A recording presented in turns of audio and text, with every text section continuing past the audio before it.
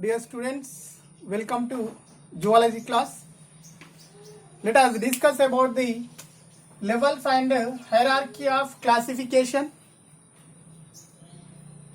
It is impossible to study of all living organisms. So it is possible to study of living organisms when they are divided into categories. So this process is called classification. Classification means the living organisms are divided into categories. The process is called classification. So zoos and museums are tools for the classification of organisms. Zoos are the places where animals are taken out from their natural habitat and brought under the human care. Zoos are the places where the animals are taken out from their natural habitat and brought under the human care are called zoos. So here we can observe the external characters of animals and their behavior. So museums have biological specimens, models and skeletons.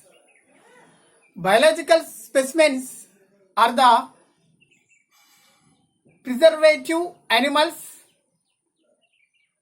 which preserved in containers or jars in preservative solution. It includes dry specimens also, like insects are preserved in the boxes. So in this process, these organisms are collected, killing and pinning to the sheet and preserved in the insect box. Museums also have some skeletons which organisms are died. So let us discuss about the hierarchy of classification. Carolus Linnaeus was a French scientist. He was called as father of taxonomy and founder of modern systematics. Carolus Linnaeus, called as father of taxonomy and founder of modern systematics. So he established the classification category is taxa. It is the plural word. Taxon is the singular word of the category of organisms. So Linnaeus introduced categories such as kingdom, class, order, genus and species. Haeckel was another scientist. He introduced the category phylum. Actually, living organisms are divided into three domains. Domains are the higher categories of classification. So here bacteria, archaea, eukarya are the three domains which are present in the animal classification. So the classification consists taxonomy. Already we know that the taxonomy is the study of identification, nomenclature and classification of organisms. So here the classification includes taxonomy. So there are 7 obligatory characters are present in the taxonomy. So those are kingdom, phylum, class, order, family, genus and species.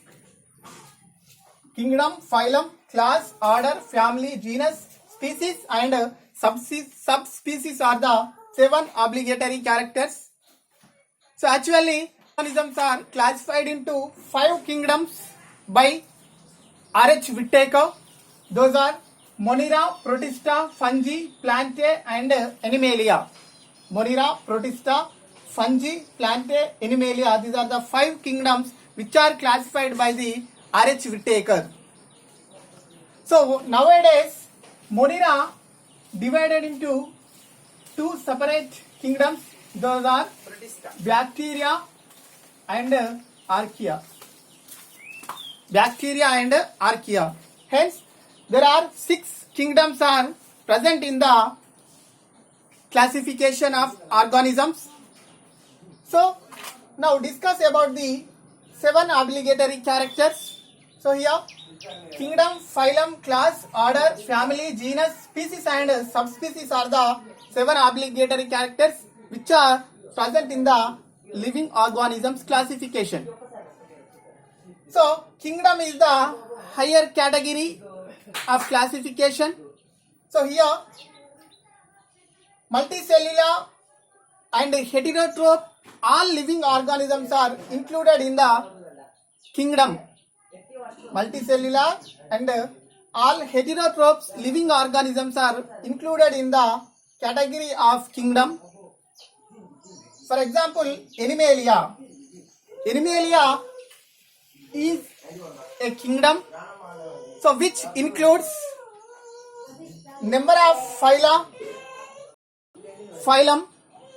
Phyla is the plural word. Phylum is a singular word. So, phylum includes 1 or more classes.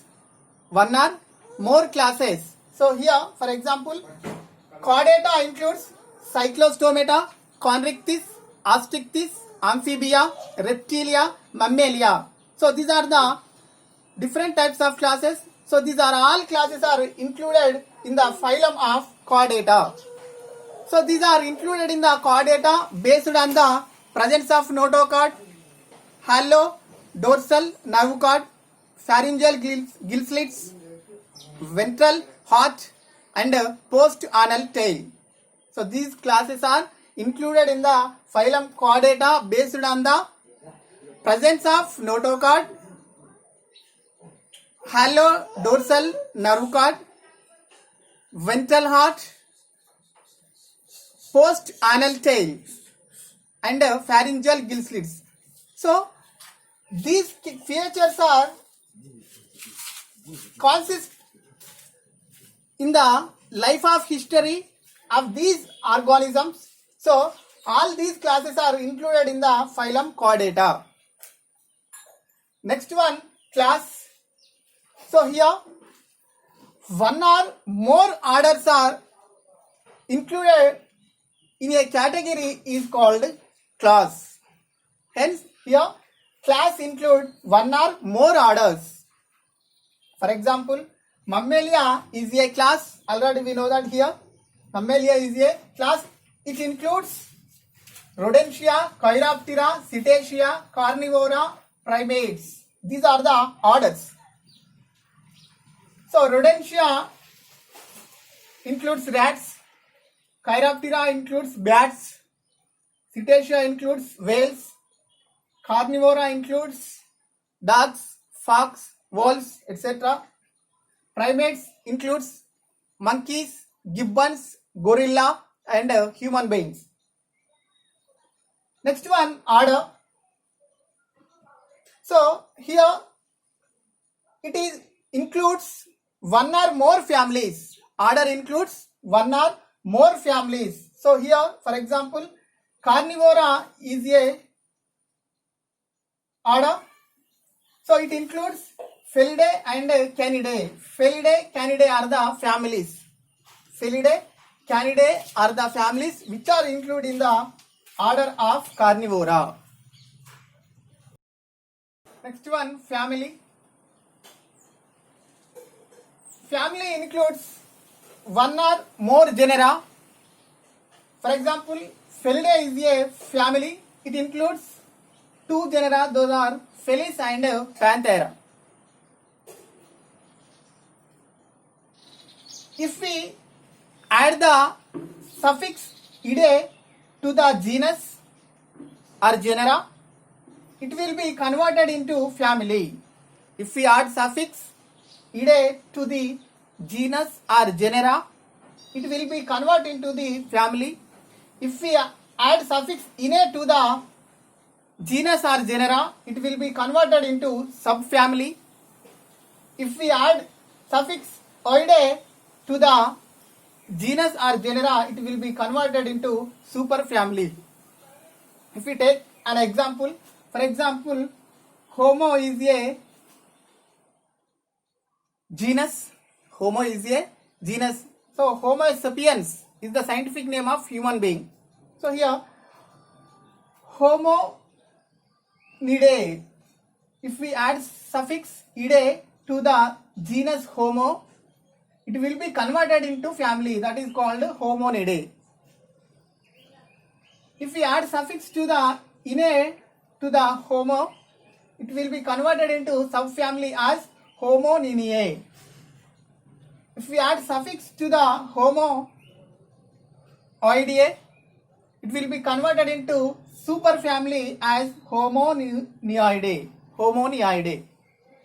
Homonidae, Homoninae, Homonioidae. These are the family, subfamily, superfamily of Homo sapiens. Next one, genus. Genus is a group of related species. Genus includes a group of related species.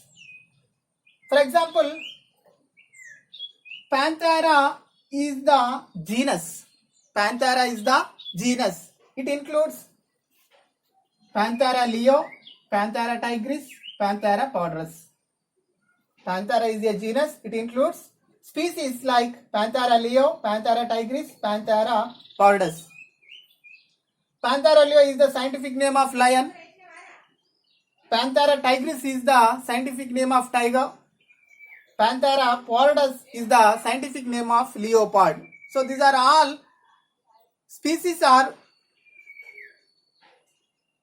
included in the genus Panthera.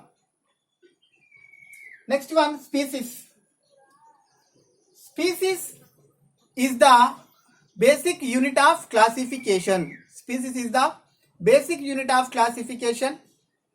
So it includes similar organisms. It includes similar organisms which sharing common gene pool and freely interbreeding and produce offspring. Species are the similar group of organisms which are sharing common gene pool and freely interbreeding produce offspring is called species. So here sometimes species also include subspecies. So subspecies are the geographical isolated animals. Geographical isolated animals. For example, if we take an example, crow. The scientific name of crow is Corvus splendens. Corvus splendens. So here India and Pakistan, crows are